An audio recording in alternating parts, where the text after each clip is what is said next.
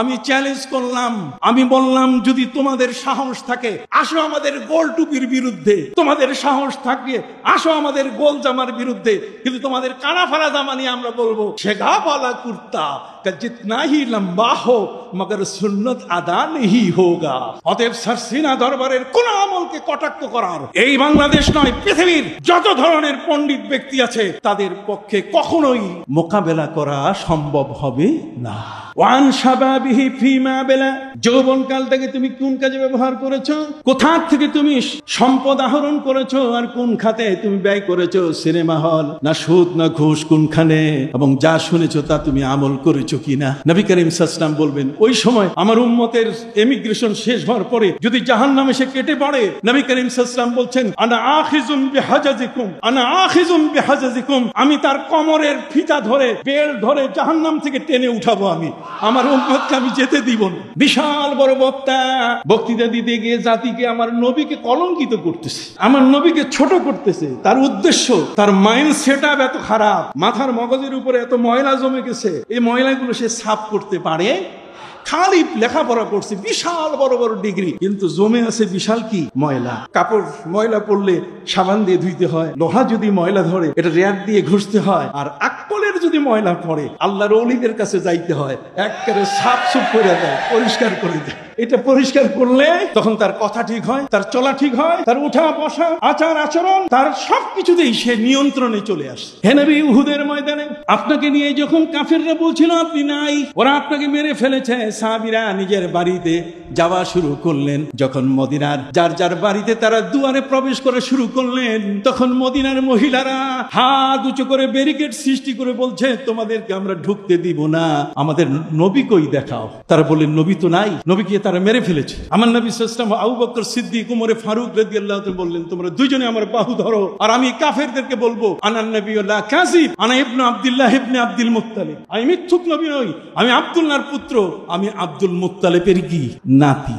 আমরা গাছিয়ার এই 3 দিন ব্যাপী মাহফিলের আজকের এই সময় উপস্থিত সারসিনা দরবারের আশিকান বিন্দু, মুরিদান বিন্দু, ভক্তবৃন্দ, কষ্ট স্বীকার করে বাংলাদেশের বিভিন্ন প্রত্যন্ত অঞ্চল থেকে আগত পীর ভাই, মুহিব্বিন, প্যারে হাজিরিন, আজকের এই মাহফিলের উপস্থিত সকল অতিথি, আসসালামু আলাইকুম ওয়া রাহমাতুল্লাহি ওয়া বারাকাতুহু।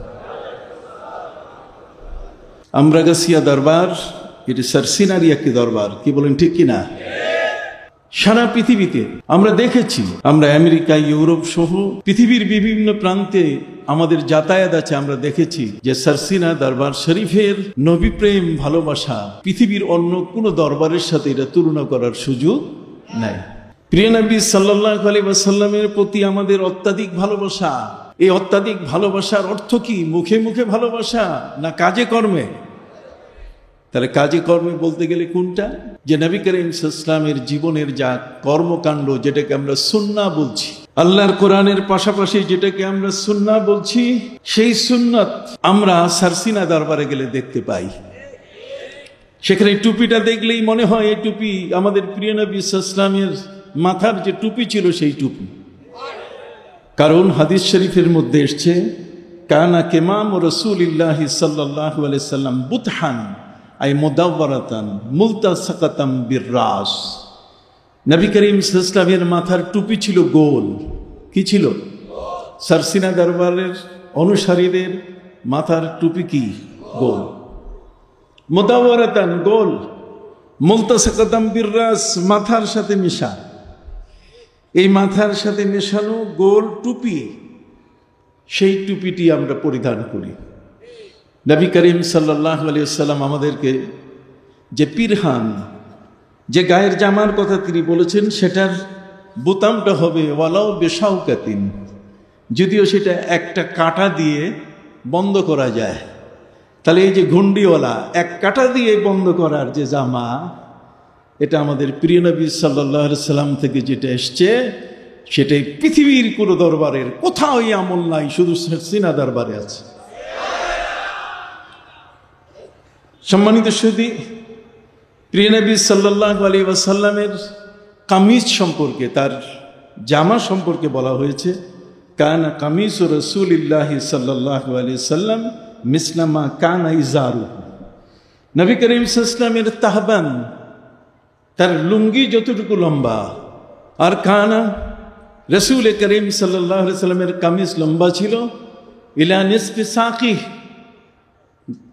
হাঁটুর নিচে পায়ের গোড়ালির মাঝখানে অর্ধেক। তাহলে সেই পর্যন্ত হাদিসের আমল আমরা আজকে সরসিনা দরবারের অনুসারীদের মধ্যে দেখতে পাই। সম্মানিত শুধু তাই নয়, সরসিনা দরবারের যারা অনুসারী আমরা তাদের মুখে যে দাড়িগুলো দেখতে পাই, এত সুন্দর সাজানো গুছানো দাড়ি, কোনোভাবে রবীন্দ্রনাথও বলার কোনো সুযোগ নাই, আর কোনোভাবে তার দাড়ি ছাটকাট করে শুধু দাড়ি বোঝা যায় এমনটাও কিন্তু নয়, বরং নবী করিম সাল্লাল্লাহু আলাইহি ওয়াসাল্লামের যে দাড়ি এটা আমলান ফরজ। আমলান কি? ফরজ। এটা রাখা ওয়াজিব এবং তরিকা সুন্নাত। জোরে বলুন, দাড়ি রাখা কি ওয়াজিব না? দাড়ি রাখা কি ফরজ। কথা বুঝতে পারছেন? এটা আপনি যে দাড়ি, এটা আমলান ফরজ, আমলান ফরজ।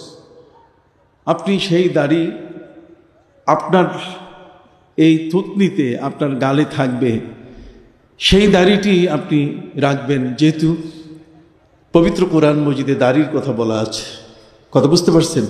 প্রিয় নবী সাল্লাল্লাহু আলাইহি ওয়াসাল্লামের উপরে যে কোরআন নাজিল হয়েছে, হযরতে মুসা আলাইহিস সালাম যখন তুর পাহাড়ে গিয়েছিলেন, আসতে 10 দিন বিলম্ব হয়েছিল, তখন দুষ্ট ইহুদিরা হযরতে মুসা আলাইহিস সালামের বড় ভাই প্রতিনিধি হযরতে হারুন আলাইহিস সালামকে পেয়ে তাকে নানা ধরনের নাজেহাল করেছিল।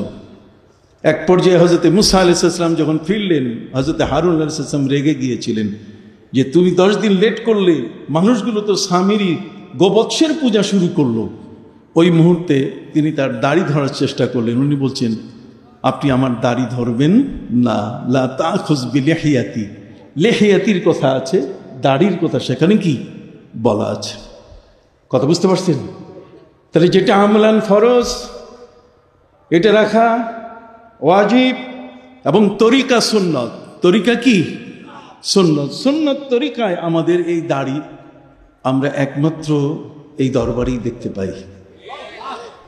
সম্মানিত সুধী, এমন একটি দরবারের সাথে আমাদের সম্পর্ক, যে দরবার আমাদের আউয়াবিন নামাজ পড়ার তালিম দেয়। আপনি দেখবেন অনেকেই আউয়াবিন বলছে, তারাও পীর সাহেব, কিন্তু তারা আমাদেরকে শোনান যে আউয়াবিন হচ্ছে ওই দুপুর বেলায় সূর্য ঝোলার আগের যে সময়টা, সেই সময়টাকে আউয়াবিন বলছে তারা।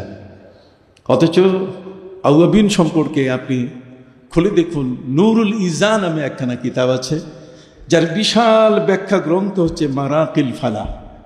মারাকিল ফালা আলা নুরুল ইজা।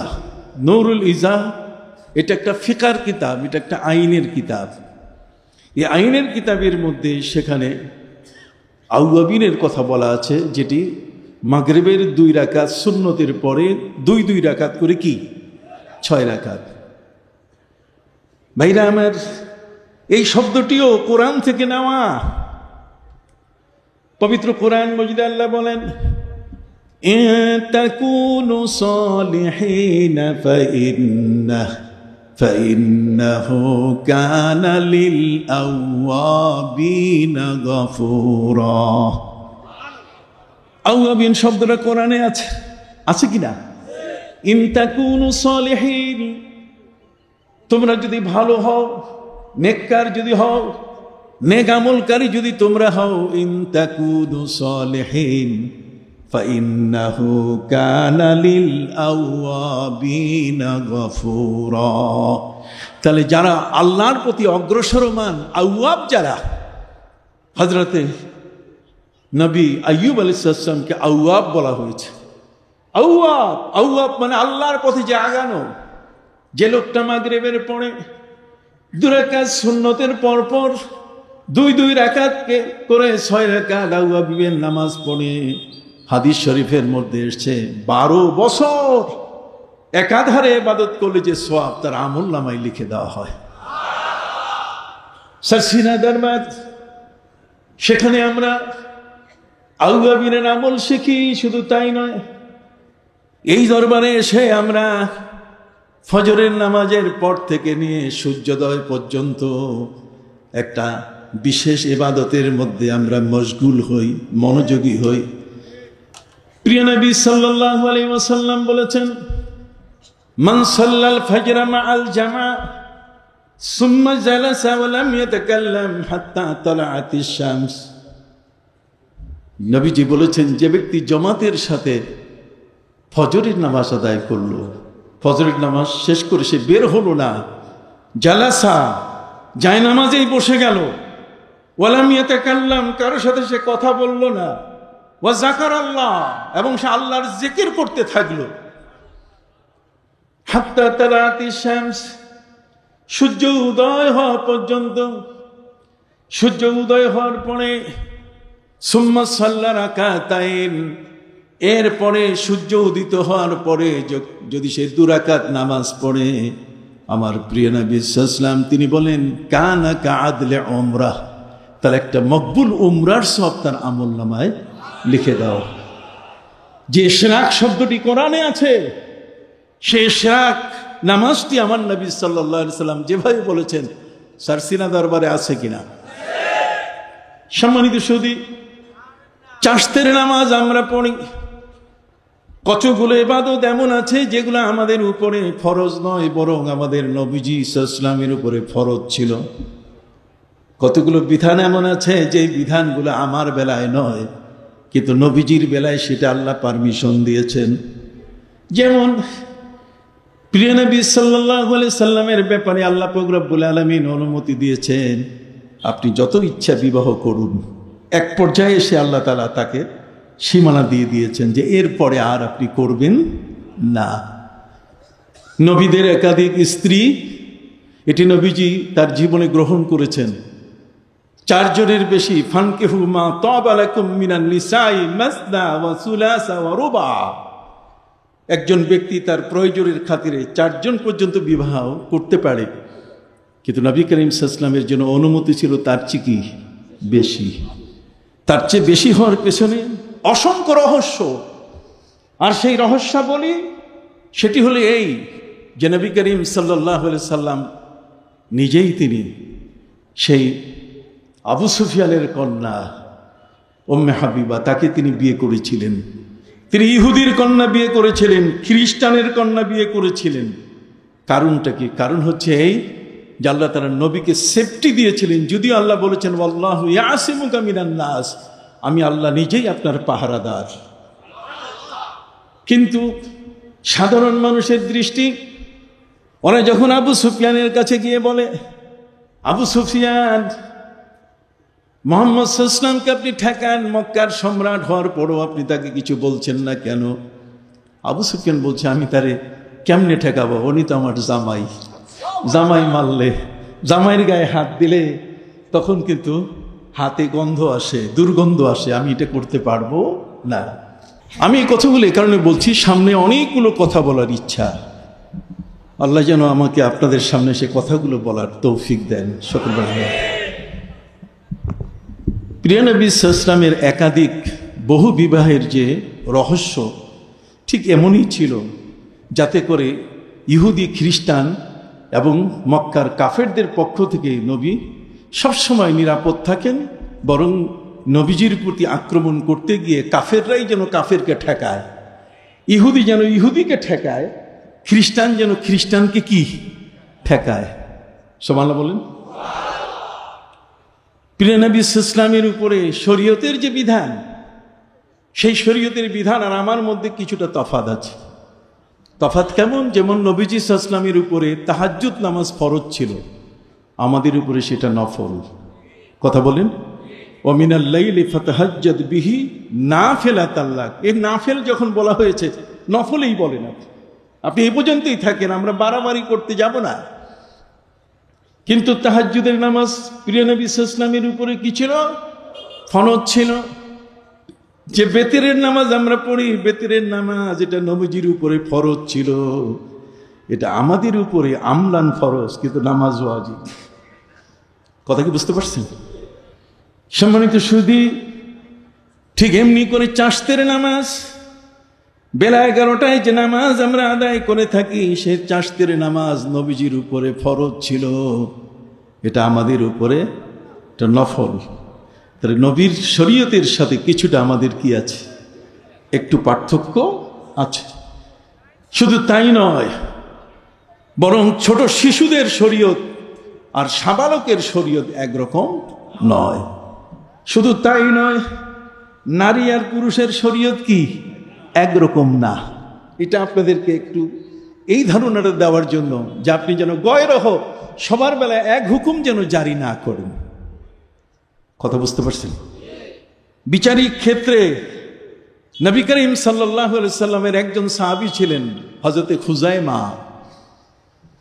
পবিত্র কোরআন মজিদে আল্লাহ বলেন, বিবাহ বৈধতার ক্ষেত্রে, তালাক শুদ্ধ হওয়ার ক্ষেত্রে, বিচারিক ক্ষেত্রে ইসলাম বিধান দিয়েছে, ফাস্তাশহিদু শাহিদাইনি মির রিজালিকুম ফাইন লাম ইয়াকুনা রাজুলাইনি ফারাজুলুন ওয়া ইমরাআতান। আল্লাহ বলছেন বিবাহের ক্ষেত্রে দুইজন সাক্ষী লাগবে। কয়জন? এটা কোত্থেকে পাইলাম? কোরআন থেকে পেয়েছি। ঠিক অনুরূপভাবে তালাকের ক্ষেত্রে দুইজন সাক্ষী থাকতে হবে, পুরুষ। ফাস্তাশহিদু শাহিদাইনি মির রিজালিকুম ফাইন লাম ইয়াকুনা রাজুলাইন, যদি দুইজন পুরুষ পাওয়া না যায়, ফারাজুলুন ওয়া ইমরাতান, তাহলে একজন পুরুষ এবং দুইজন কি মহিলা থাকতে হবে। ইসলামের বিধান। কিন্তু প্রিয় নবী সাল্লাল্লাহু আলাইহি ওয়াসাল্লামের এক সাহাবীর ক্ষেত্রে বিধান উল্টে গেছে। প্রিয় নবী সাল্লাল্লাহু আলাইহি ওয়াসাল্লাম তিনি উটের বাজারে গেলেন। উটের বাজারের ব্যবসায়ীরা অধিকাংশ ইহুদি।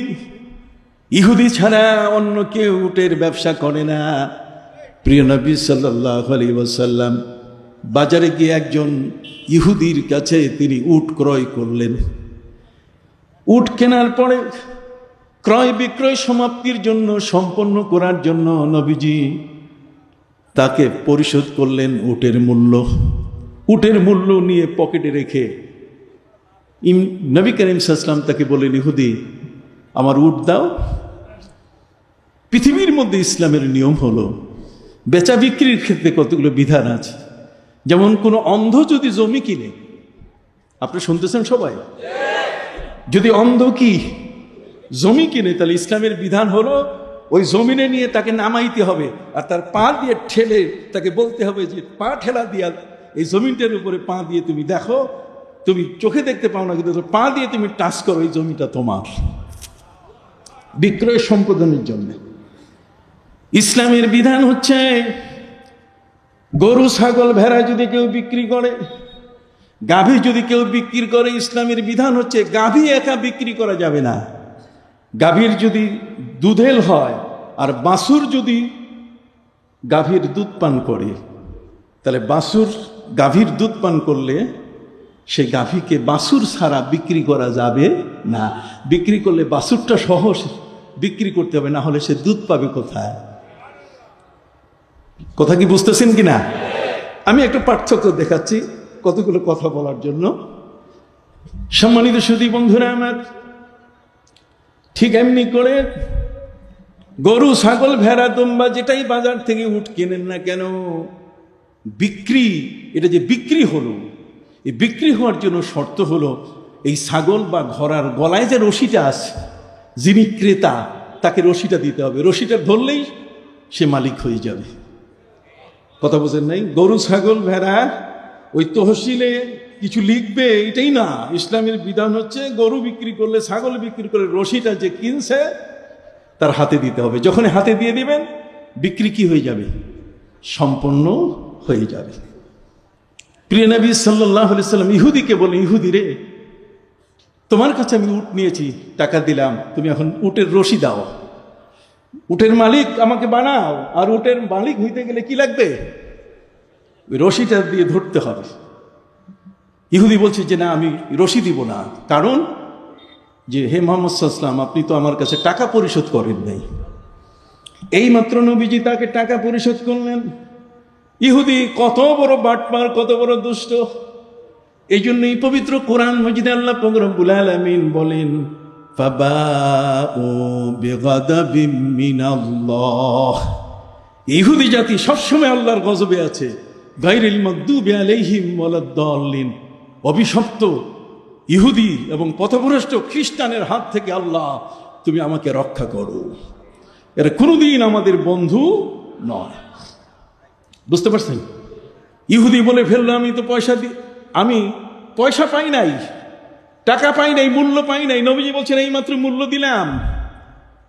ইহুদি বলে উঠল, মূল্য দিলে সাক্ষী কোথায়? সাক্ষী আনেন। সাক্ষী যদি বলতে পারে আপনি আমাকে টাকা দিয়েছেন, তাহলে উটের রশি আপনাকে দিয়ে দিব, উটের মালিক আপনি হবেন। নবীজি বলছেন এখানে তো কোনো সাক্ষী নাই। নবী কাউকে সাক্ষী বানাতে পারেন? প্রিয় নবী সাল্লাল্লাহু আলাইহি ওয়াসাল্লাম তিনি তার বৃদ্ধাঙ্গুলির মাথা দাঁতের সাথে দিয়ে তিনি কাটা শুরু করলেন। দাঁতের মধ্যে আঙ্গুল কাটতে কাটতে নবীজি চিন্তা করলেন, হায় রে, আমার কাছে ইহুদি ধোকা দিল, তাহলে আমার উম্মতকেও, আমার সাথী যারা আছে তাদেরকেও তো ধোকা দেয়। বিক্রির মধ্যে যারা কেনা বেচা করে এই ধরনের ক্রেতাদেরকে হয়তোবা তারা ধোকা দেয়। নবী করিম সাল্লাল্লাহু আলাইহি ওয়াসাল্লাম বললেন, আর ইহুদির মার্কেট নয়। নবীজি বলছেন এখন মদিনায় তোমরা নিজেরা মার্কেট বানাও। এই জন্য সুকুল মদিনা, মদিনায় সুপার মার্কেট নবীজি করে ফেললেন। নবীজি মুসলমানদের জন্য তিনি সুপার মার্কেট দিয়ে দিলেন। এই সুপার মার্কেটে মুসলমানরা আসবে, এরা কখনো ধোকায় পড়বে না। ইহুদিদের মার্কেটে গেলে, খ্রিস্টানের মার্কেটে গেলে তারা আপনাকে ওই স্বর্ণের বদলে মাটি দিয়ে দিবে আপনার কন্টেনারে। কথা বোঝেন নেই? আপনি এনে খুলে দেখবেন যে মাটি, স্বর্ণ নাই। কিন্তু মুসলমান সেটা করতে পারে না। সম্মানিত সুধী, প্রিয় নবী সাল্লাল্লাহু আলাইহি ওয়াসাল্লাম উটের মূল্য পরিশোধ করে দিয়েছেন, কিন্তু ইহুদি যে বিক্রেতা সে বলছে আপনি টাকা দেন নাই, এখন ফয়সালা হবে কি? ফয়সালা হতে গেলে এমন সাক্ষী দরকার যে জিনিসটা দেখছে। একজন সাহাবী তিনি আসতেছিলেন। সেই সাহাবী এমন একজন সাহাবী যার মাধ্যমে কোরআনের একটি আয়াত খুঁজে পাওয়া গেছে। মসজিদে নববীতে জুমার নামাজ শেষ করে হযরত ওমর ফারুক রাদিয়াল্লাহু তাআলা বলেন, আজকে এই মসজিদে নববী থেকে কেউ বের হতে পারবেন না। একটা দরজায় হযরত আবু বকর সিদ্দিককে অনুরোধ করলেন আপনি একটাতে থাকেন, আরেকটাতে হযরত যায়েদ ইবনে সাবিত রাদিয়াল্লাহু তাআলা দাঁড় করাই দিলেন, আরেকটাতে হযরত উবাই ইবনে কাব রাদিয়াল্লাহু তাআলা দাঁড় করাই দিলেন যে আপনারা কোনো মুসল্লি বের হতে দিবেন না। ওমর ফারুকের এই ঘোষণায় মুসল্লিদের কলিজা কেঁপে উঠল যে আজকে মনে হয় ওমর কিছু একটা ঘটাবেন। হযরত ওমর বলছেন, আমি যে দরজায় দাঁড়ানো আছি সেই দরজায় মুসল্লিদের বের হইতে হবে। আরো বিপদ। কথা বলেন না, এটা কি আরো বিপদ? ও আসাদ্দুহুম ফি আমরিল্লাহে ওমর।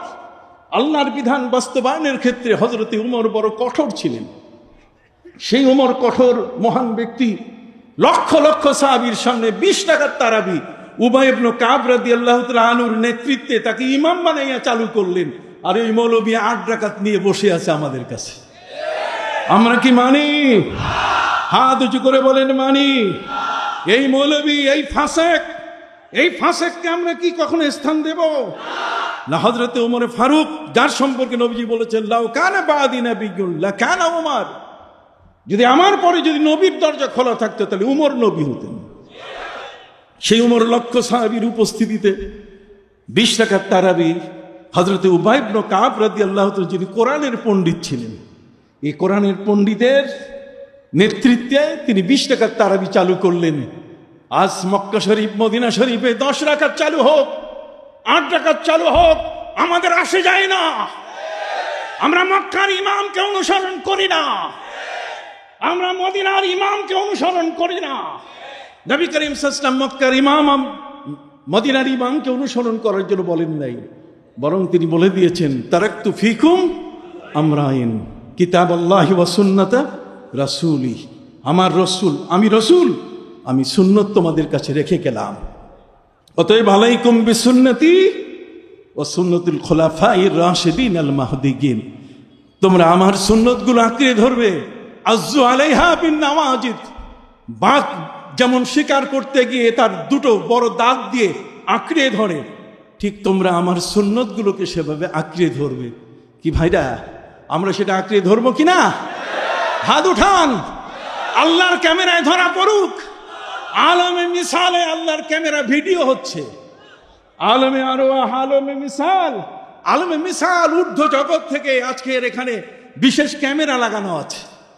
আর সেই ক্যামেরার মধ্যে হাত উঁচু করে দেখাচ্ছি আমরা 20 রাকাত তারাবির কমে 8 রাকাত পড়ব না। জীবনের মূল্যবান সময়টিতে 24টি সেজদা, 12টি রাকাতের রুকু আমাদের জীবন থেকে বিলীন করে দিবে। এই সমস্ত ব্যক্তি কখনো আমাদের জন্য আখিরাতের কল্যাণকারী ব্যক্তি হতে পারে না। যারা 8-এর কথা বলে, 8-এর কথা যারা চালু করে, দূরে সরে যাবেন, দূরে সরে যাবেন। প্রয়োজনে নিজের ঘরে 20 রাকাত তারাবি পড়বেন। কথা কি বুঝতে পারছেন?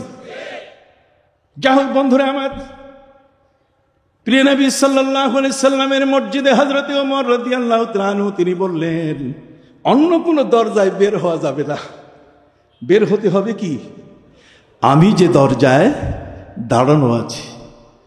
ওমর ফারুক রাদিয়াল্লাহু তাআলা আনহু তার কাছে যিনি প্রথম ব্যক্তি আসলেন, তিনি তাকে জিজ্ঞেস করলেন, আচ্ছা ভাই, কোরআনের সব আয়াত পাওয়া গেছে, একটা আয়াত পাওয়া যাচ্ছে না, সেটা হচ্ছে সূরা তাওবার শেষ আয়াতটা, এটা কি আপনার কাছে আছে?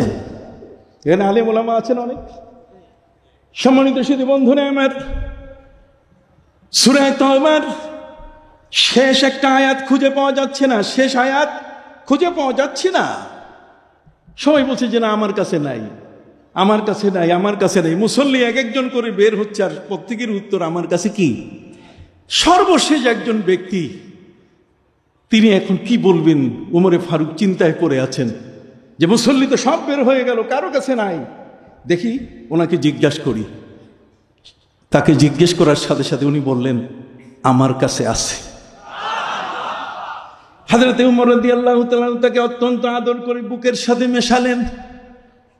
তিনি তাকে জিজ্ঞেস করলেন, ভাই বলেন, যে আয়াতটা হারাই গেছে, পাওয়া যাচ্ছে না, যে আয়াতটা সম্পূর্ণ আলাদা হয়ে গেছে, হারিয়ে গেছে, পাওয়া যাচ্ছে না, আপনি সেটা বলেন। তখন উনি তেলাওয়াত করা শুরু করলেন, লাকাদ জাআকুম রাসূলুম মিন আনফুসিকুম আজিজ আজিজুন আলাইহি মা আনিতুম হারিস। আলায়া সুবহানাল্লাহ বলেন। এই আয়াতটা যার মাধ্যমে পাওয়া গেছে, নবী যখন উট কিনতেছিলেন, এই উটের ঘটনায় উনি সামনে দিয়ে আসতেছিলেন। কথা কি পরিষ্কার বোঝা যায়? সেই পথ ধরে হযরতে ওই ব্যক্তি তিনি আসতেছিলেন। নবী করিম সাল্লাল্লাহু আলাইহি ওয়াসাল্লামের মলিন মুখ, আঙ্গুল কাটতেছেন, যে ঘটনা কি? এইমাত্র দিলাম নগদ লেনদেন। কি বলেন? নগদ, হ্যান্ড টু হ্যান্ড, এক হাত থেকে আরেক হাতের মধ্যে দিলাম। আর সেই ইহুদি অস্বীকার করছে, কত বড় মিথ্যু। নবীজি মন খারাপ করে দাঁড়িয়ে আছেন, সাক্ষী তো তার কাছে। আর সাক্ষী হলে ইহুদি তো সাধারণ না, ও তো বলবে সাক্ষী লাগবে কয়জন? 2 জন সাক্ষী। এখানে আমরা বাজারে কেনাকাটা করতে যাই, আমরা গরুর গোশত কিনতে চাই, ছাগলের গোশত কিনতে চাই, একা কি যাই? ওখানে কি ঘর থেকে সাক্ষী নিয়ে যায় নাকি? যদি এমন হয় তাহলে বেচা কেনা তো মুশকিল হয়ে যায়। সম্মানিত সুধী, যিনি আগন্তুক সাহাবী, তিনি আমার নবীর অবস্থা দেখে তিনি বুঝতে পেরেছেন, নবীজি কোনো সমস্যা, আপনার মন খারাপ কেন, আপনি আঙ্গুল মুখে কাটতেছেন কেন? নবী করিম সাল্লাল্লাহু আলাইহি ওয়াসাল্লাম বললেন, আশ্চর্য ব্যাপার, এই ইহুদিকে এইমাত্র আমি উটের দরদাম করে টাকা পরিশোধ করেছি, আর সেটা অস্বীকার করছে, আমি নাকি তাকে টাকা দেই নাই, সাক্ষী চায়। আমার তো কোনো সাক্ষী নাই, আমি কি করে দাবি করে উটটা নিব? তখন ওই সাহাবী বলেন, হুজুর আমি 1 নম্বর সাক্ষী। প্রিয় নবী সাল্লাল্লাহু আলাইহি সাল্লাম বললেন, তুমি কি করে সাক্ষী হও? তোমার এই সাক্ষ্য তো গ্রহণযোগ্য নয়, তুমি কি করে সাক্ষী হও? তুমি তো সাক্ষী হতে পারো না। তার কারণ হচ্ছে, সাক্ষী হচ্ছে যে প্রত্যক্ষদর্শী, যে চোখে দেখে, তুমি তো এখানে লেনদেন দেখো নাই। তখন ওই সাহাবী বললেন যে হুজুর, আপনার কাছে যখন কোরআন নাজিল হয়, জিবরিল আমিন নিয়ে আসে, তখন কি আমরা থাকি? আপনি মুখে বললেই বিশ্বাস করি। আপনি আস-সাদিকুল মাসদুক, আপনি মহাসত্যবাদী। অতএব যদি এই ঘটনার আপনার সেই টাকা দেওয়ার কথাটা যদি আমরা বিশ্বাস না করি, তাহলে কোরআনও বিশ্বাস করা হবে না। কাজে আমি 1 নম্বর সাক্ষী। নবী করিম সাল্লাল্লাহু আলাইহি ওয়াসাল্লাম তার মাথায় হাত দিয়ে তিনি বললেন, আইন ঘোষণা করলেন, মান শাহেদা লাহু খুজাইমা ফাহুয়া কাফিন। আমার এই খুজাইমা আমার পক্ষে একা সাক্ষী দিয়েছে, অতএব শরীয়তের বিধানে যা আছে আছে। আমি নবী বলে দিলাম, পুরো বিচারিক ক্ষেত্রে যদি 2 জন সাক্ষী না থাকে আর একা যদি খুজাইমা হয়, তাহলে একজনের সাক্ষী 2 জনের জায়গায় গ্রহণযোগ্য হবে। তাহলে আমার নবীর ক্ষমতা আছে কিনা? না নাই? অনেকে তো বলে যে ক্ষমতা শেষ। ভাইরা আমার, মহাগ্রন্থ আল কোরআনের মধ্যে 25টা আয়াত আছে যে আয়াতগুলো মনসুখ হয়েছে। 25টি আয়াত আছে যে আয়াত কি হয়েছে? মনসুখ হয়েছে। মনসুখ একটা আয়াত বলি, কথা বলেন, বলবো?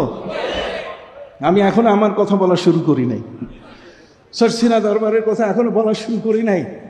পবিত্র কোরআনের মধ্যে 25টি আয়াত এখনো আছে, আমরা যেটা পড়ি, আমরা তেলাওয়াত করি, কিন্তু এটার হুকুম বাকি নাই, এটার বর্তমান কার্যকারিতা নাই। যেমন পবিত্র কোরআন মজিদে আল্লাহ পাক রব্বুল আলামিন বলেন, ওয়ালাল্লাযীনা ইউতীকুনাহু ফিদিয়াতুন তুআমু মিসকিন। রোজা সংক্রান্ত বিষয়ে এই আয়াতে আল্লাহ তাআলা বলে দিলেন, যারা রোজা রাখতে চায় না তারা মিসকিনকে খানা খাওয়ালেই হবে। অতএব সুস্থ হোক অসুস্থ হোক, যেই হোক না কেন, যদি কেউ সুস্থ মানুষ মনে করে যে আমি রোজা রাখবো না, আমি মিসকিনকে খানা খাওয়াবো, তাহলে কোনো অসুবিধা ছিল না।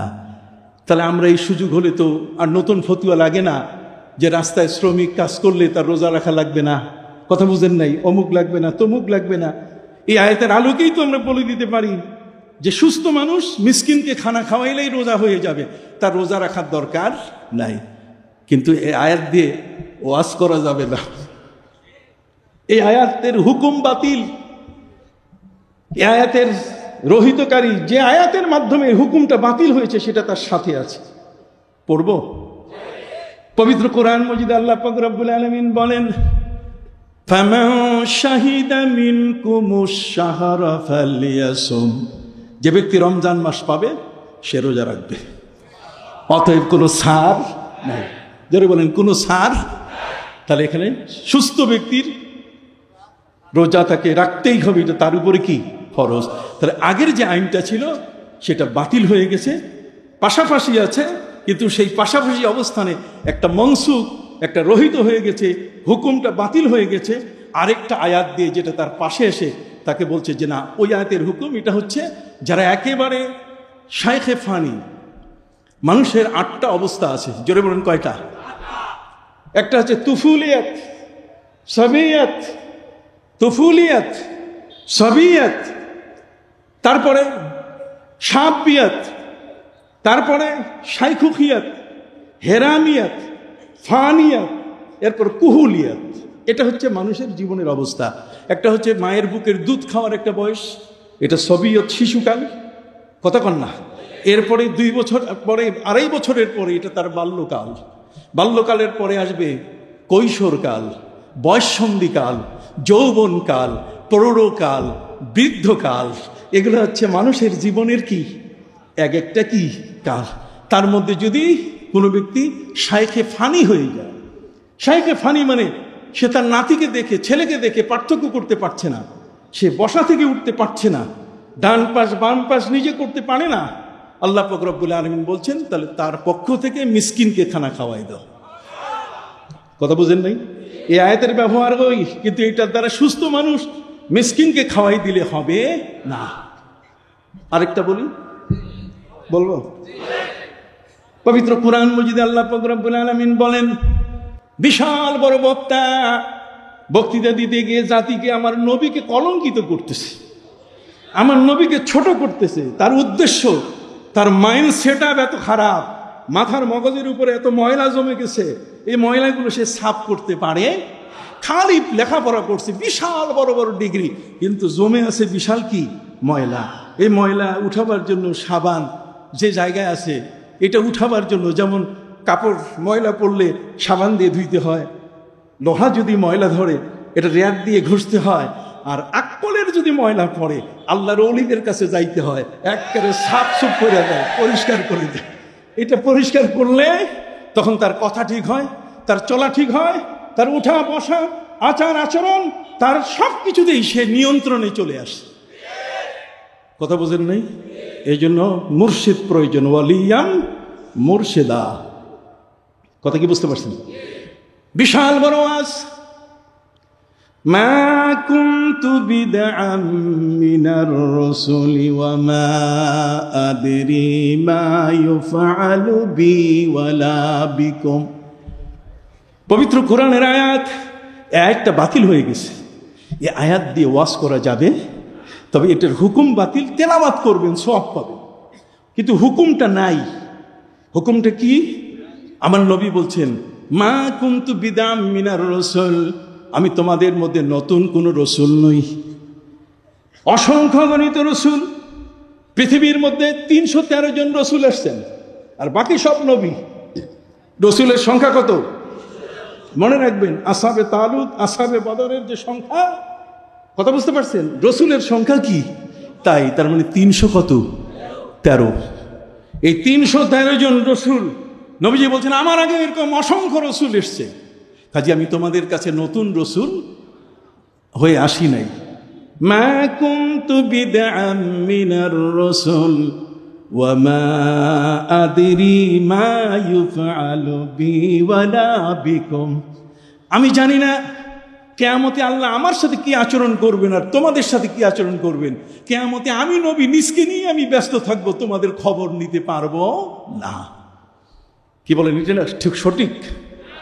কোরআন তো বলতেছে, মা কুনতু বিদআম মিনার রাসূল ওয়া মা আদরি মা ইউফআলু বি, আমার সাথে কি আচরণ করা হবে এটা আমি কি জানি না, এবং তোমাদের সাথে কি আচরণ করা হবে তাও আমি জানি না। আমি নিজেই আমার নিজেকে নিয়ে ব্যস্ত থাকবো, তোমাদের কথা আমি মনে আনতে পারবো, আমার দ্বারা তোমাদের কোনো কাজ হবে না।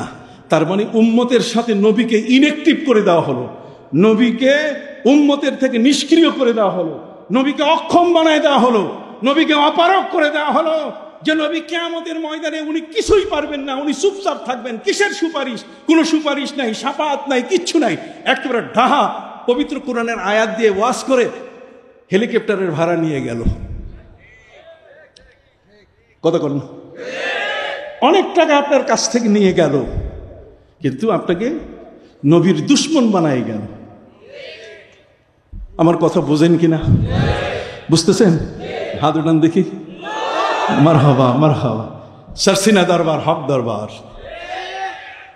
আসতেছে, আমি বলবো। সম্মানিত সুধী, মা ওয়া মা আদরি মা ইউফআলু বি ওয়ালা বিকুম, আমি জানি না আমার সাথে আল্লাহ কি আচরণ করবে এবং তোমাদের সাথে কি আচরণ করবে। অথচ নবী করিম সাল্লাল্লাহু আলাইহি ওয়াসাল্লাম তিনি বলছেন, কিয়ামতের ময়দানে সমস্ত মানুষ যারা ইবাদতকারী তারা সেজদায় পড়ে থাকবে, আমিও সেজদায় পড়ে থাকবো। নবী আমাকে বলবেন, ইরফা রাসাক সাল তুতা, তুমি মাথা উঠাও। হে নবী, মাথা উঠান, যা চাইবেন তাই দিব। তো দিবেন না বলে? দিবেন তো। আপনি তো এমন, আপনি শাফে ওয়ানা শাফিউন, আমার আল্লাহ তাকে সেদিন সুযোগ দিবেন। ও শাফে ফাতুশাফা, আপনি শাফাত করুন, আপনার শাফাত সবার আগে কবুল হয়ে যাবে। সুবহানাল্লাহ বলেন। নবীজি যদি কিছুই করতে না পারেন, আম্মা জান আয়েশাকে তিনি বলেন, আয়েশা সালাসাতু বাওয়াতিনা, আয়েশারে কিয়ামতের ময়দানে 3টা জায়গা তোমাদের কথা মনে রাখতে পারবো না। আম্মা জান আয়েশা আমার নবীকে বললেন, নবীজি প্রতিদিন আসরের নামাজের পরে আপনি আমাদের খোঁজ খবর নেন, কিয়ামতের ময়দানে কি এমন খোঁজ খবর নেবেন? নবীজি বলছেন, আয়েশা সালাসাতু বাওয়াতিনা, আয়েশা কিয়ামতের ময়দানে 3টা জায়গা যেদিন তোমাদের খবর নেওয়ার সুযোগ হবে না। 3টা জায়গা হলো ইনদাল হিসাব, ইনদাল কিতাব, ইনদাস সিরাত। আমার উম্মতের যখন হিসাব শুরু হবে তখন আমার উম্মত জাহান্নামে যাবে, আমি পাশে দাঁড়ায় থাকবো, আমার উম্মতকে যেতে দিব না। প্রত্যেকের আমলনামা বের করা হবে। وَكُلَّ إِنسَانٍ أَلْزَمْنَاهُ طَائِرَهُ فِي عُنُقِهِ وَنُخْرِجُ لَهُ يَوْمَ الْقِيَامَةِ كِتَابًا يَلْقَاهُ مَنشُورًا। প্রত্যেকটা মানুষ তার মৃত্যুর সময় গলায় তার আমলনামার বক্স ঝুলিয়ে দেওয়া হয়। কথা বুঝতে পারছেন? এরপরে কিয়ামতের ময়দানে তাকে উঠাইয়া তার আমলনামা, তার কিতাবটা তার সামনে দেওয়া হবে। ইকরা কিতাবাকা কাফা বিনাফসিকা আল-ইয়াওমা আলাইকা হাসিবা। আজকে তোমার ফয়সালা তুমি নিজেই করবে, পড়ো তোমার নামায়ে আমাল যা লেখা হয়েছে। নবীজি বলেন, আয়েশা, সে জায়গায় আমি আমার উম্মতের যখন নেকের পাল্লা হালকা হয়ে যাবে, তখন আমি আমার পকেট থেকে একখানা কাগজ সেই পাল্লায় দেওয়ার সাথে সাথে এটা ভারী হয়ে যাবে। যে লোকটা জাহান্নামে যাওয়ার পথে আমার কাগজটা দেওয়ার সাথে সাথে সে এখন জান্নাতের ইয়েমেনি চাদর তাকে পরানো হবে। তখন সে দৌড়ে এসে বলবে, যে আপনি আজকে আমার এত উপকার করলেন, আমার তো কেউ যার কাছে গেছি, ইয়াউমা ইয়াফিরুল মারউ মিন আখিহি ওয়া উম্মিহি ওয়া আবিহি ওয়া সাহিবাতিহি ওয়া বানিহি। সেদিন প্রত্যেকেই যার যার জীবন নিয়ে ব্যস্ত হবে। স্ত্রী স্বামীর কাছে তার এক বিন্দু পরিমাণ আমলনামা দিবে না, যতই আপনি বাড়ি রেজিস্ট্রি করে দেন। ছেলের নামে যত বিশাল আপনি ইউনিভার্সিটির তাকে ভাইস চ্যান্সেলর বানিয়ে দেন, সে আপনার কাজে আসবে? ভাই, বন্ধু, স্বজন, আত্মীয় স্বজন কেউ কোনো কাজে আসবে না। আর সেদিন আমার নবীজি তার পাশে ওই মুহূর্তে থাকবেন। তাহলে উম্মতের কাজে আসবে না কে বলছে? উম্মত সেই ব্যক্তি এসে বলবে, আপনি এত উপকার করলেন কিভাবে? নবীজি বললেন, শোনো, আমার উম্মতের প্রত্যেকটা মানুষের সাথে 5 জন করে ফেরেশতা থাকে। কয়জন?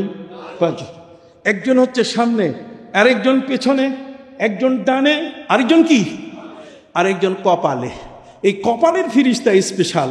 এই ফেরেশতার দায়িত্ব হলো যতবার নবীর উপরে আপনি দরুদ পড়ছেন, এ সবসময় লিখে লিখে আমার নবীজির কাছে ইন্তেকালের সাথে সাথে দিয়ে জমা দিয়ে দেয়, যে নবী এতবার আপনার উপরে দরুদ পড়েছে। সুবহানাল্লাহ বলেন। তাহলে সস্তিনা দরবারে দরুদের তালিম আছে কিনা? মিলাদ কিয়ামের তালিম আছে কিনা? দরুদ ও সালামের তালিম আছে কিনা? আমরা কোরআন সুন্নাহর বাইরে নই। আমি চ্যালেঞ্জ করলাম, আমি বললাম, যদি তোমাদের সাহস থাকে আসো আমাদের গোল টুপির বিরুদ্ধে, তোমাদের সাহস থাকে আসো আমাদের গোল জামার বিরুদ্ধে, কিন্তু তোমাদের কানা ফারা জামা নিয়ে আমরা বলবো যে শেগা वाला কুর্তা কা জিতনা হি লম্বা হো মগর সুন্নত আদা নেহি হোগা। কানা ফারা জামা যত বড়ই লম্বা হোক, সুন্নত আদায় হবে না। কথা খেয়াল করেছে? সম্মানিত সুধী বন্ধুরা আমার, অতএব সারসিনা দরবারের কোন আমলকে কটাক্ষ করার এই বাংলাদেশ নয়, পৃথিবীর যত ধরনের পণ্ডিত ব্যক্তি আছে তাদের পক্ষে কখনোই মোকাবেলা করা সম্ভব হবে না।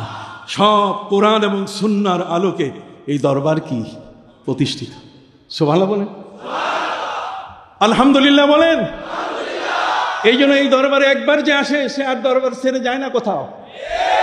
অন্য দরবার থেকে লোক আসে, কিন্তু এই দরবার থেকে লোক কোথাও যায়। তার কারণ হচ্ছে যে আমলটা হচ্ছে আমার প্রয়োজনীয়, আমার জীবনের আমল, আমার আখিরাতের আমল। অতএব সেই আমলটি নিয়ে আমি বেঁচে থাকবো, এটাই তো কথা।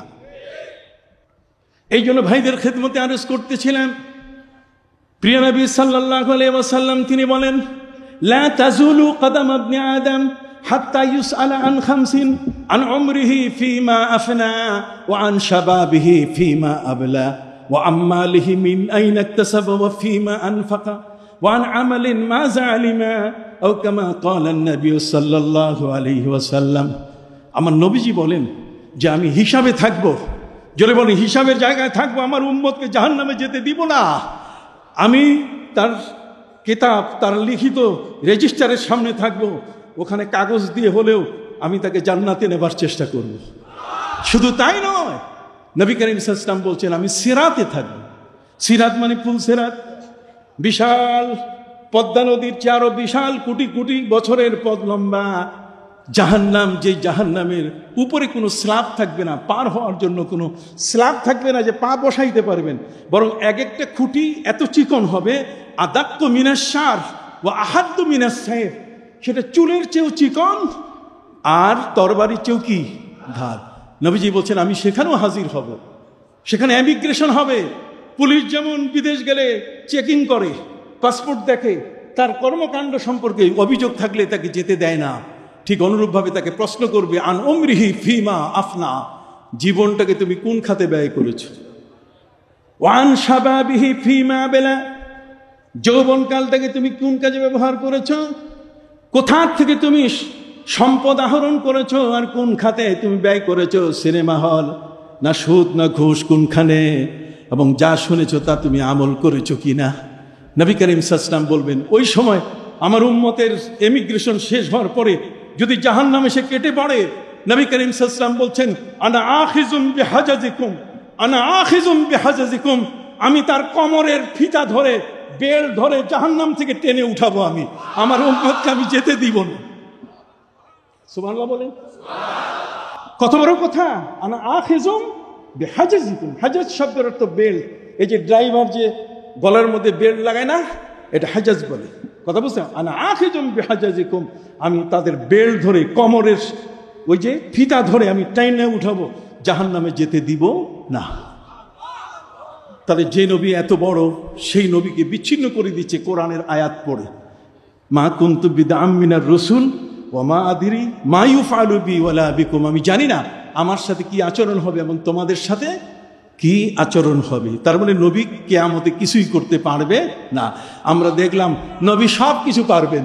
নবী বলছেন শাফাআতি লিক আহলিল কাবায়ের মিন উম্মতি, আমার উম্মতের মধ্যে তোমরা যারা কবিরা গুনাহ করেছো, আমি নবী তোমাদের পাশে গিয়ে দাঁড়াবো, আমি তোমাদেরকে সুপারিশ করে আল্লাহর জান্নাতে নিয়ে যাব, আমি তোমাদেরকে হাউজে কাউসারের পানি পিলাবো।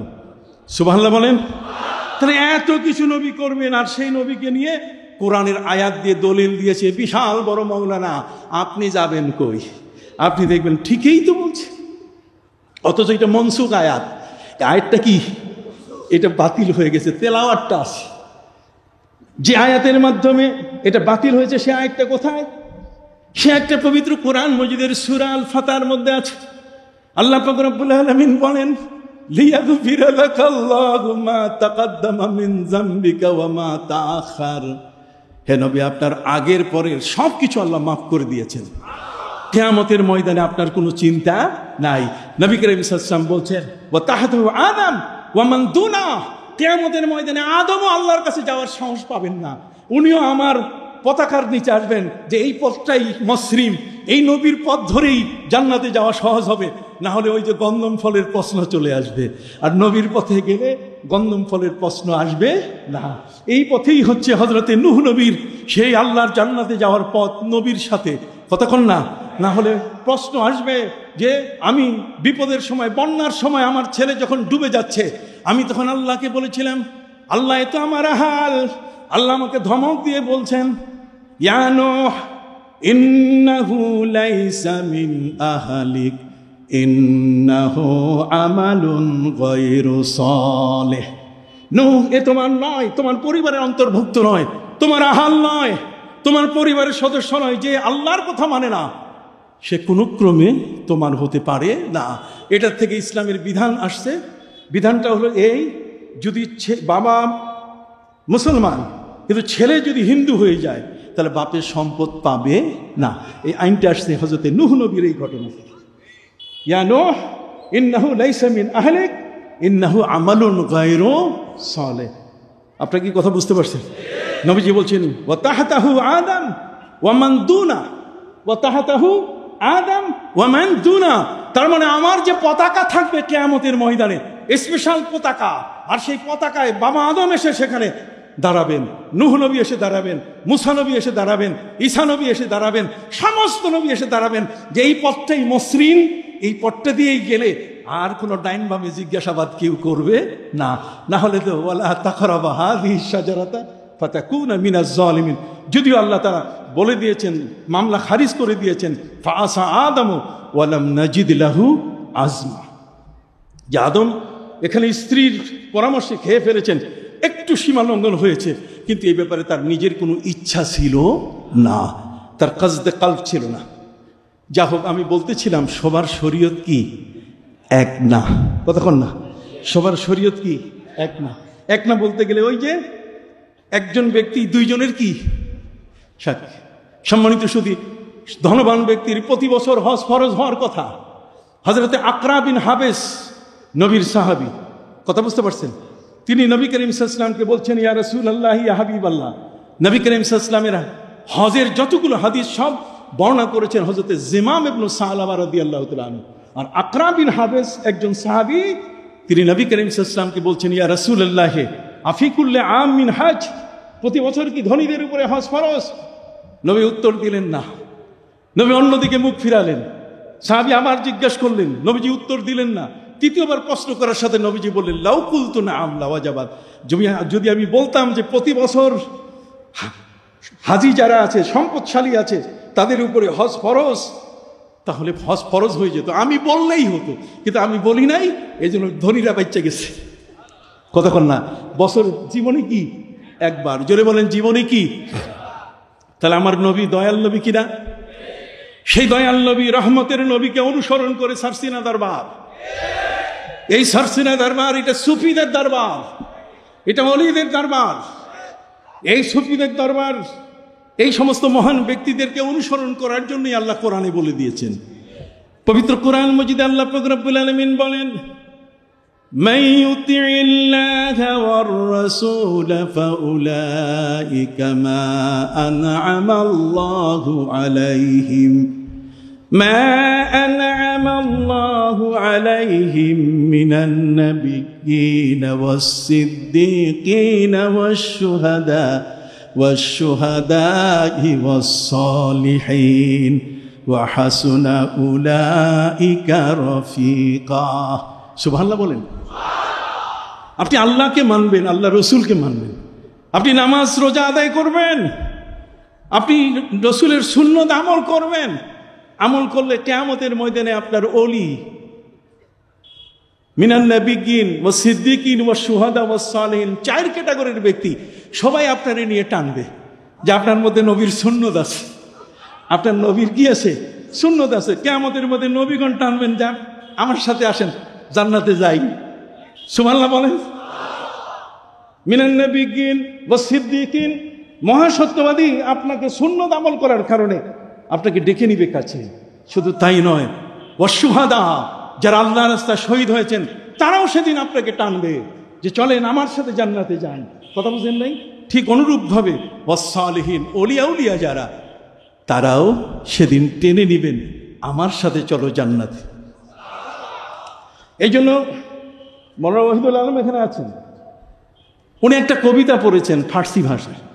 আমি ওই গাড়িতে বসে বসে শুনছি, গাড়িতে বসে বসে শুনেছি। ফার্সি ভাষা একটি কবিতা উনি পড়েছেন, শুনিদাম দররোজ উমিদ বিম বদারা ববকশদ বনে কা করিম। তাই না মৌলানা? শুনিদাম কে দররোজ উমিদ বিম, কিয়ামতের ময়দানে সেই আশা আর নিরাশা দুইটাই থাকবে। জান্নাতেও যেতে পারি, জাহান্নামেও কি যেতে পারি। আশা নিরাশার এই সময়টাতে শুনিদাম, আমি শুনেছি আল্লামা শেখ সাদি তিনি বলছেন, শুনিদাম দররোজ উম্মিদ বিম বদারা বাবকশদ বনে কা করিম। তার মানে ধানের সাথে চিটাগুলো যেমন বিক্রি হয়, সেদিন ভালো মানুষের সাথে কিছু আমাদের মতো গুনাহগার মানুষও আল্লাহর জান্নাত পেয়ে যাবে। সেই ভালো মানুষগুলো হলেন সুফি। এরা কি সুফি? কারা? সুফিকে মানতে চায় না, সুফিদের সম্পর্কে ওরা বাজে কথা বলে। আমরা পীর সাহেব হুজুরকে দেখেছি, পীরে মরহুমকে দেখেছি, তার বাবা, তার দাদা এবং তার পরদাদা, গ্র্যান্ডফাদারকে আমরা দেখেছি। কথা কন না? আমরা দেখেছি আমাদের কলবের সবক দিছে। কি বলেন? কলবের সবক। আপনি জানেন পবিত্র কোরআনে এই কলবটা নিয়ে আল্লাহ কি বলছেন? মহাগ্রন্থ আল কোরআনের মধ্যে এই কলবটাকে এত গুরুত্ব দেওয়া হয়েছে, ফি কুলুবিহিম মারাদুন ফাযাদাহুমুল্লাহু মারাদা। এটা যদি ঠিক থাকে, কথা বুঝেন নাই? আল্লাযীনা আমানু ওয়া তাতমাইন্নু কুলুবুহুম আলা বিযিকরিল্লাহি তাতমাইন্নুল কুলুব, ইয়া আইয়াতুহান নাফসুল মুতমাইন্না। এই মুতমাইন্না যে নফসটা, এটা কিতাবের মধ্যে বলা হয়েছে যে এই যে দুটোর মধ্যে, রূহ আর নফসের মধ্যে কেউ পার্থক্য করতে চায় নাই, আবার কেউ পার্থক্য করেছেন। একাডেমিক আলোচনা এটা আমি করব না, আপনাদের জন্য কষ্ট হবে। আমি যেটা বলতে চাই, এই যে কলবটা আছে না, কি হয়ে গেল, এই যে কলব, এই যে কলবটা আমাদের মধ্যে আছে, এই কলবটা এটা কখনো কখনো এটা শয়তান হয়ে যায়। এই কলবটা কখনো কখনো অহংকারী হয়ে যায়। কথা কোন কি হয়ে যায়? আপনি কি কোনোদিন খবর নিয়েছেন যে আপনার এই কলবটা অহংকারী হয়ে যায়? আপনার কাছে খবর আছে? আসেন, পবিত্র কোরআন মজিদে আল্লাহ পাক রব্বুল আলামিন বলেন, কাযালিকা ইয়াতবাউল্লাহু আলা কুল্লি কলবিন মুতাকাব্বিরিন জাব্বার। আল্লাহ বলেন কাযালিকা ইয়াতবাউল্লাহু, আল্লাহ সেই কলবটাকে লক করে দেন। তালা লাগাইলে যেমন দরজা খুলে না, ঠিক অনুরূপভাবে যার অন্তরটা মুতাকাব্বির হবে, যে অহংকারী হবে, কথা বলছে যে রূঢ় স্বভাবের হবে, আল্লাহ তাআলা তার কলবটাতে চাবি লাগাইয়া বন্ধ করে দেন, ওই কলবটা আর খুলে। এই জন্য মাথায় আলুল বালুল কথা বলা শুরু করে। কথা বুঝেন নাই? সে কলবের জায়গা চিহ্নিত করতে পারে না। এই জন্য কলবটা কপালে কখনো উঠায়, কখনো হাঁটুতে নিয়ে যায়। কথা বুঝেন নাই? তার জায়গা, যেহেতু কলব সম্বন্ধে তার কোনো নলেজ নাই। অথচ আমার ভাইরা, কলব হচ্ছে সিনার মধ্যে বাম দুধের 2 আঙ্গুল। এই কলবটা যে সিনার মধ্যে আসেন, পবিত্র কোরআন মজিদে আল্লাহ পাক রব্বুল আলামিন বলেন, ফাইন্নাহা লা তা'মাল আবসার ওয়ালাকিন তা'মাল কুলুবুল্লাতী ফিস সুদূর। আল্লাহ বলছেন, আবু জাহাল, উতবা, সাইবা, এই যত কাফের আছে, ওদের চোখ নষ্ট হয়েছে তা নয়, ওদের অন্তর্চক্ষুটা এটা অন্ধ হয়ে গেছে। ওদের যে কলবটা আছে এটা কি হয়ে গেছে? অন্ধ হয়ে গেছে। এই অন্ধ কলবটা এটি এমনভাবে আরো সেটা ঢাকা পড়ে গেছে আবরণ দিয়ে, এই বাইরের চোখ দিয়ে কাজ করতেছে না। কখনো কখনো এই কলবটা বাঁকা হয়ে যায়। বাঁকা হইলে তখন ক্যাম করে না। কলবটা যদি বাঁকা হয় তখন কথা শুনে না। আসেন, কলব বাঁকা হয়, কোরআনে আয়াত আছে কিনা আমি বলি। পবিত্র কোরআন মজিদে আল্লাহ পাক রব্বুল আলামিন বলেন, فَأَمَّا الَّذِينَ فِي قُلُوبِهِمْ زَيْغٌ فَيَتَّبِعُونَ مَا تَشَابَهَ مِنْهُ ابْتِغَاءَ الْفِتْنَةِ। এই অন্তরটা যদি বাঁকা হয়, তখন দেখবেন নবীর রওজা জিয়ারতে যাওয়া যাবে না, নামাজের পরে দোয়া নাই, কতক্ষণ না, একামতে হাইয়া আলাস সালাত সময় উঠার কোনো প্রয়োজন নাই। ওই যে এটা বাঁকা হয়ে গেছে, এটা তেরা হয়ে গেছে। কি হয়েছে আপনি কি বুঝেন? কি হয়ে গেছে? তেরা।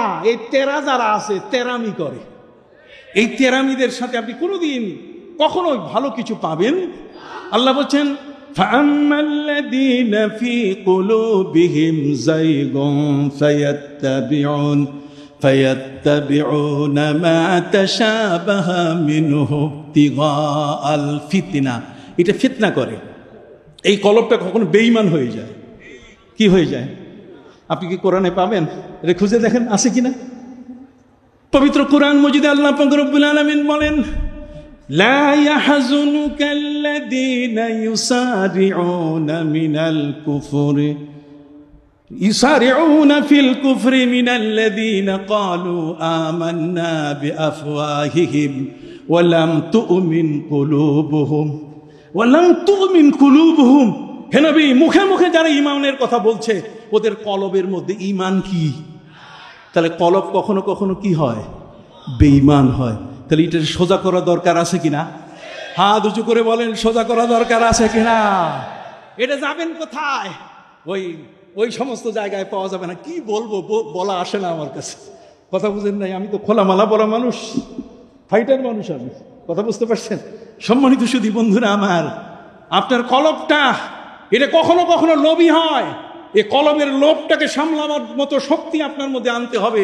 আর আনতে গেলে এই দরবারে আসতে হবে, না হলে এটার শক্তি পাবেন না। আসুন, কলবটা যে লোভী হয়, কোরআনে আছে কিনা? পবিত্র কোরআন মজিদে আল্লাহ বলেন, ইন ইত্তাকাইতুন্না ফালা তাখযা'না বিল কওল ফায়াতমা আল্লাযী ফী কলবিহি মারাদুন ওয়া কুলনা কাওলাম মা'রুফা। কখনো কখনো এই কলবটা লোভী হয়ে যায়। এই জন্য নবী করিম সাল্লাল্লাহু আলাইহি ওয়াসাল্লাম আম্মাজান আয়েশা তাকে বলেছেন, আয়েশা রে, তোমার সাথী আমার স্ত্রী যারা আছে একটু কইয়া দাও, আল্লাহকে যেন ভয় করে, পরপুরুষের সাথে যেন কথা না বলে। পরপুরুষের সাথে যদি স্বাভাবিক ছাড়া অস্বাভাবিক কথা বলে, তাহলে কিন্তু পুরুষের অন্তরে একটা নেকড়ে বাঘ আছে, ওটা গাফ করে এটা লাফাইয়া তার মধ্যে পড়ে যাবে। কাজী খবরদার, ওভার টেলিফোনে কোনো নারী যেন পুরুষের সাথে কথা না বলে, প্রয়োজনের বাইরে বলবে না। কথা বুঝতে পারছেন? কখনো কখনো মানুষের এই কলবটা এটা রূঢ় হয়। রূঢ় বুঝেন? এটা শক্ত হয়, কথা শুনতে চায় না। আসেন পবিত্র কুরআন মজিদে আল্লাহ তাআলা বলেন, ফাবিমা রাহমাতিম মিনাল্লাহি লিনতা লাহুম ওয়ালাউ কুনতা ফাজ্জান গালিজাল কলবি লানফাদ্দু মিন হাওলিক। হে নবী, উহুদের ময়দানে আপনাকে নিয়ে যখন কাফেররা বলছিল আপনি নাই, ওরা আপনাকে মেরে ফেলেছে, সাহাবীরা নিজের বাড়িতে যাওয়া শুরু করলেন।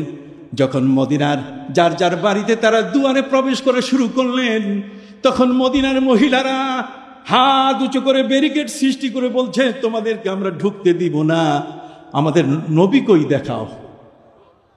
তারা বললেন, নবী তো নাই, নবীকে তারা মেরে ফেলেছে।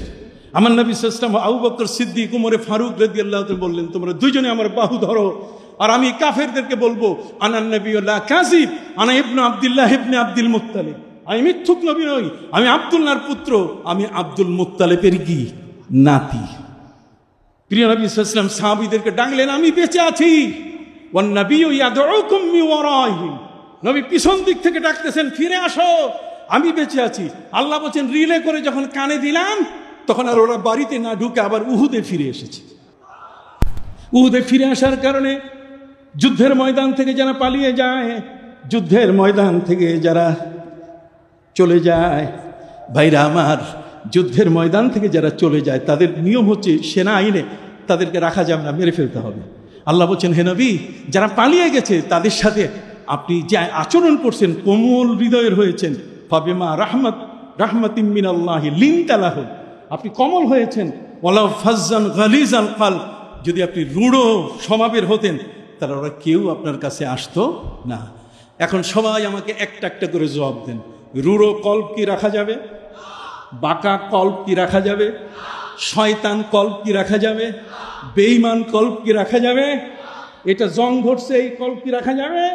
তাহলে লিকুল্লি শাইইন সিকালাতুন ওয়া সিকালাতুল কুলুবি যিকরুল্লাহ, আল্লাহর জিকির দিয়ে এই কলবের সব ময়লাগুলো দূর করতে হবে, জ্ঞানের ময়লা দূর করতে হবে। সুফিরা নতুন কেউ নয়, ওলিরা নতুন কেউ নয়।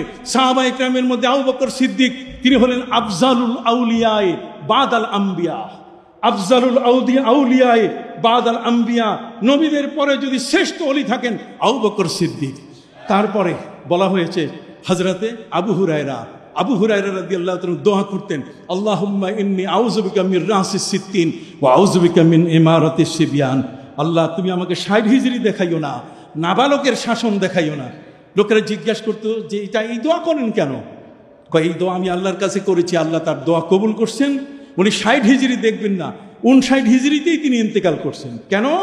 60 হিজরি হলো হযরত ইমাম হুসাইন রাদিয়াল্লাহু তাআলার শাহাদাত। ইমাম হুসাইনকে নির্মমভাবে তাকে হত্যা করা হবে, তার গালে তার গলায় আঘাত করা হবে। উনি বলছেন, দেখে আমি সহ্য করতে পারবো না। তাহলে কত বড় চোখের দৃষ্টি! হযরত উমর যেমন 900 মাইল দূরে নাহাওয়ান দেখেছেন, ঠিক হযরত আবু হুরায়রা রাদিয়াল্লাহু তাআলা আনহু তিনি দেখলেন 60 হিজরির ঘটনা। সেই আবু হুরায়রা রাদিয়াল্লাহু তাআলা আনহু যখন বাহরাইনের গভর্নর, দিনের বেলায় তিনি দেশ পরিচালনা করতেন, আর রাতের বেলায় মাথায় লাকড়ি নিয়ে মানুষের বাড়িতে বাড়িতে লাকড়ি বিক্রি করতেন। হযরত আবু হুরায়রা রাদিয়াল্লাহু জিজ্ঞেস করা হলো যে, আপনি এই কাজটা করেন কেন? আপনি রাষ্ট্রের প্রধান, দিনের বেলায় দেশ শাসন করেন, আর রাতের বেলায় লাকড়ি বিক্রি করেন মাথায়, কারণটা কি? কারণ হচ্ছে এই যে আমি দিনের বেলায় যখন রাষ্ট্রের চেয়ারে বসি তখন মনে হয়, হাম বাবু, আমি তো বিরাট কিছু হয়েছি। কথা বুঝেন নাই? আমি তো অনেক কিছু হয়েছে, আমার নফসটার মধ্যে একটা গর্ব এসে যায়। ওই নফসটাকে শায়েস্তা করার জন্য মাথায় লাকড়ি নিয়ে মানুষের বাড়িতে বাড়িতে বিক্রি করি, যে দিনের বেলায় যা করছো রাতের বেলায় তোরে সোজা করলাম। সুবহানাল্লাহ বলেন, রাতের বেলায় কি করলাম? সোজা করলাম। বাবা, আপনি বুঝতে পারছেন? প্রথম শতাব্দীতে আবু বকর সিদ্দিক, হযরতে আবু হুরায়রা, হযরত সাঈদ ইবনে মুসাইয়্যিব, হযরতে আব্দুল্লাহ ইবনে উমর। দ্বিতীয় শতাব্দীতে যদি আপনি চলে আসেন, তাহলে সেখানে ইমাম আজম আবু হানিফা, হযরতে জাফর সাদেক, হযরতে ইব্রাহিম ইবনে আদহাম, হযরতে মারুফ কারখি, রাবিয়া বসরি। তৃতীয় হিজরি যদি আসেন, তাহলে সেখানেও আপনি দেখে অবাক হয়ে যাবেন, হযরতে জুন্নুন মিসরি, তৃতীয় শতাব্দীর মহান ওলি। ঠিক এরপরে চতুর্থ হিজরি যদি আপনি দেখেন, তাহলে সেখানে দেখবেন মনসুর হাল্লাস। তারপরে পঞ্চম হিজরিতে দেখবেন ইমাম গাজালি, ষষ্ঠ হিজরিতে দেখবেন বড় পীর আব্দুল কাদের জিলানী, সপ্তম হিজরিতে হযরতে খাজা মঈনুদ্দিন চিশতি আজমিরি। সুবহানাল্লাহ বলেন। অষ্টম হিজরিতে হযরতে বাহাউদ্দিন নকশবন্দি, নবম হিজরিতে হযরতে ইবনে হাজার আসকালানি। সুবহানাল্লাহ বলেন। দশম হিজরিতে আব্দুল হক মুহাদ্দিস দেহলভী। একাদশ হিজরির মধ্যে সেখানে শাহ ওলিউল্লাহ মুহাদ্দিস দেহলভী। দ্বাদশ হিজরির মধ্যে শতাব্দীর মধ্যে যদি আপনি দেখেন, তাহলে সেখানে হযরতে আব্দুল আজিজ আব্দুল হক শাহ ওলিউল্লাহ, ইনি হচ্ছেন হযরতে আব্দুল আজিজ রহমতুল্লাহ আলাই। যে সময় হযরতে সৈয়দ আহমদ বেরেলভী রহমতুল্লাহ আলাই, হযরতে শাহজালাল ইয়েমেনি রহমতুল্লাহ আলাই। সুবহানাল্লাহ বলেন। ঠিক এমনি করে ত্রয়োদশ হিজরির মধ্যে এই ধরনের মহান বড় বড় ওলিরা এই জগতের মধ্যে এসছেন। পঞ্চদশ এই শতাব্দীতে এসছেন এই সমাজের মধ্যে হযরতে আল্লামা শাহ সুফি নিসারউদ্দিন রহমতুল্লাহ আলাই এসেছেন এই বাংলাদেশের জমিনের মধ্যে অসংখ্য ওলি। আর বর্তমান সময়কালে এই যুগের সেই সারসিনা দরবারের সেই হযরতে আবু জাফর মোহাম্মদ সালেহ রহমতুল্লাহ আলাই এবং আমাদের পীর ও মুর্শিদ হযরত মাওলানা শাহ সুফি মাওলানা মুহিবুল্লাহ রহমতুল্লাহ আলাই, এ ধারাবাহিকতা চলে আসছে। আমাদের চেন আছে কিনা? জোরে বলে হাত উঁচু করেন, আমাদের চেন আছে কিনা? আমাদের চেন আছে। কাজে সারসিনা দরবার সারা যাবে না, এই দরবারটা বাদ দেওয়া যাবে। আগামী বছর সারসিনা হোক, যেখানে হোক, হুজুর কেবলা যেখানে যাবেন। আজ আমাদের সেই চোখের পুতুলি নাই, তার সন্তান রেখে গেছেন। আমি তো ভেবেছিলাম আগে, আপনারা জানেন আমি সেখানেও বক্তব্য দিয়েছি তার জানাজার নামাজের সময়। আমি যে জিনিসটা আগে চিন্তা করছি, হায় হুজুর চলে গেলে কি হবে, কিন্তু আল্লাহ তাআলা আজকে তার সুযোগ্য সন্তান আমাদের বর্তমান আমির হেজবুল্লাহ হযরত পীর সাহেবের জবান আল্লাহ খুলে দিয়েছেন। একদিক থেকে বাপ দাদা বড় বাবা, তার মানে তালই হযরত শাহ সুফি নিসারউদ্দিন রহমতের তিনজনের ফয়েজ, ওপর দিকে নানা এবং সেই কাইয়ুমুজ্জামান আবু বকর সিদ্দিক কি রহমতুল্লাহ আলী সরাসরি মদিনা মুনাওয়ারা থেকে ফয়েজ জারি হয়ে যায়। যে কারণে আজকে আমরা মনে করছি আমাদের কোনো অভাব নাই, আমাদের অভাবকে তিনি পূরণ করে গেছেন। আল্লাহ যেন আমাদের পীরে মরহুম আমাদের মুর্শিদকে জান্নাতের আলা মাকাম দান করেন। সকলে আমিন। সারসিনা দরবার কি ছাড়বেন? এই দক্ষিণ এলাকার মানুষ যারা আপনারা আছেন, আমি আপনাদের বিনয়ের সাথে বলতে চাই, আপনারা এই আমরাগাছিয়া মাহফিলে এটা আরো ভরপুর করে ফেলবেন। রাজি আছেন? দ্বীনের মাদ্রাসা কায়েম করবেন। মিলাদ কিয়াম উঠে যাচ্ছে, নামাজের পরে দোয়া উঠে যাচ্ছে, আমল আখলাক সব উঠে যাচ্ছে। কথা কন না? এখন ইন্টারনেট দেখে ওয়াজ করে, কথা বুঝেন নাই? তাদের ইন্টারনেট ছাড়া ওয়াজের পুঁজি নেই, কেতাবাদি বইপত্র পড়ে না। অতএব সম্মানিত শুধু আসুন, এই দরবারের সাথে আমরা মিশে যাই, এই দরবারের খাদেম হয়ে যাই। রাজি আছেন? আমিও সারা জীবনের খাদেম, আমার পরিবারের সকল সদস্য আপনারা হবেন, এই প্রত্যাশা রেখে আজকের মতে এখানেই শেষ করলাম।